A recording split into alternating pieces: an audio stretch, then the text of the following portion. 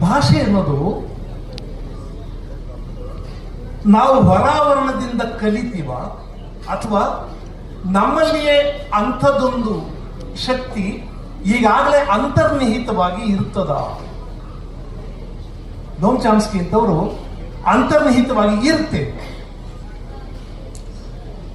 ನಾವು ಏನು ಊಟ ಮಾಡ್ತೀವಿ, ಭಾರತ ದೇಶದಲ್ಲಿ ಹುಟ್ಟಿದವರು ಅಥವಾ ಕರ್ನಾಟಕದಲ್ಲಿ ಹುಟ್ಟಿದವರು ಅಥವಾ ಮಂಡ್ಯದಲ್ಲಿ ಹುಟ್ಟಿದವರು, ಮೈಸೂರಲ್ಲಿ ಹುಟ್ಟಿದವರು, ನಾವೇನು ತಿಂತೀವಿ, ನಾವು ತಿನ್ನುವುದನ್ನು ಅರಗಿಸುವುದಕ್ಕೆ, ಜೀರ್ಣ ಮಾಡುವುದಕ್ಕೆ ಸರಿಯಾಗಿ ನಮ್ಮ ಡೈಜೆಸ್ಟಿವ್ ಸಿಸ್ಟಮ್ ಮುಂಚೆನೆ ಜೆನೆಟಿಕಲಿ, ಬಯಾಲಜಿಕಲಿ ರೂಪ ಕೊಟ್ಟಿರುತ್ತೆ.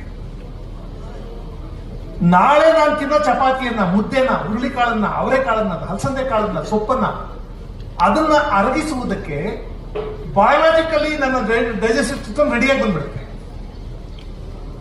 ಹಾಗೆಯೇ ನಾನು ಆಡುವ ಭಾಷೆಯನ್ನ, ಮುಂದೆ ಆಡಲಿರುವ ಭಾಷೆಯನ್ನ ನಮ್ಮ ತಲೆತಲಾಂತರದಿಂದ ನಾವು ಜೆನೆಟಿಕಲಿ ಈಗಾಗಲೇ ಪಡ್ಕೊಂಡು ಬಂದಿರ್ತೀವಿ ಅಂತ ನೋಮ್ ಚಾಮ್ಸ್ಕಿ ಹೇಳ್ತಾರೆ. ನಮ್ಮ ಧ್ವನಿತಂತುಗಳು ಕೂಡ ಕನ್ನಡ ನಾಡಿನಲ್ಲಿ ಹುಟ್ಟುವ ಮಗುವಿಗೆ, ಕನ್ನಡಿಗ ತಂದೆ ತಾಯಿಗಳು ಹುಟ್ಟುವ ಮಗುವಿಗೆ, ಅವ್ರ ತಂದೆ ತಾಯಿಗಳು, ಪೂರ್ವಿಕರು ಎಲ್ಲ ಕನ್ನಡವನ್ನೇ ಮಾತಾಡ್ತಾ ಬಂದಿದ್ರೆ ಆ ಕನ್ನಡ ಭಾಷೆಯನ್ನ ಆಡುವುದಕ್ಕೆ ಬೇಕಾದ ಹಾಗೆ ಅವನ ಧ್ವನಿತಂತುಗಳು ಜೈವಿಕವಾಗಿ ರೂಪುಗೊಂಡಿರ್ತವೆ. ಆದ್ರಿಂದ ನನಗೆ ಬೇರೆ ಭಾಷೆಯನ್ನ ಕಲಿಯುವುದು ಏನೇ ಮಾಡಿದ್ರು ಅದು ಕಲಿಕೆ.